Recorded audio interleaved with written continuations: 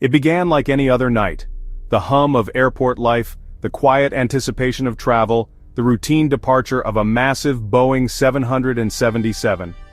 On March 8, 2014, Malaysia Airlines Flight 370 lifted off from Kuala Lumpur, its destination Beijing. But this was no ordinary flight, it was a flight into oblivion.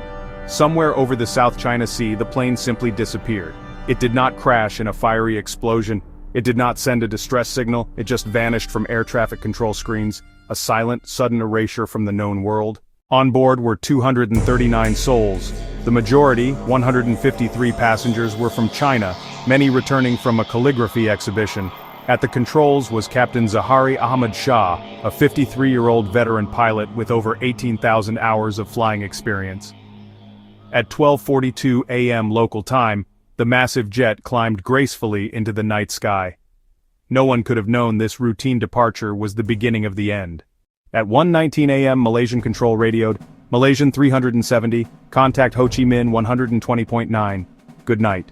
A calm voice replied, good night, Malaysian 370. Those 5 words were the last voice communication ever received. 2 minutes later, the aircraft's transponder was switched off.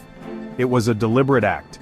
At that precise moment, MH370 became a ghost. On the screens of air traffic controllers, its icon simply vanished.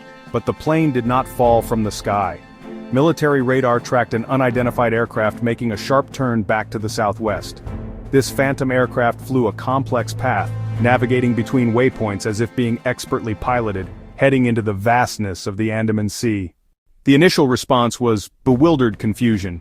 Ships and aircraft from more than a dozen countries converged, scouring the warm tropical waters. The families were trapped in agonizing limbo, given conflicting information and faced with a wall of official silence. The breakthrough came from satellite data. For 7 hours after it disappeared, the plane continued to respond to satellite pings, tracing an enormous arc into the remote southern Indian Ocean. The theories ranged from catastrophic accident to deliberate hijacking. Suspicion fell upon the flight crew, particularly Captain Zahari. Investigators found a plotted course on his home flight simulator that bore resemblance to the final path, yet no definitive motive was ever established. The underwater search became the most expensive in aviation history. For nearly 3 years, ships scanned 120,000 square kilometers of seabed. The terrain was mountainous and treacherous, the depths crushing. Despite searching the highest probability area, they found nothing. The only physical proof came from the tides. Beginning in 2015, debris confirmed to be from MH370 began washing ashore on coastlines of East Africa. Today, more than a decade later, we know the plane was deliberately taken off course. We know its communication systems were manually disabled. We know it flew for 7 more hours as a digital ghost and crashed into the southern Indian Ocean. But we do not know who was in control, and we do not know why.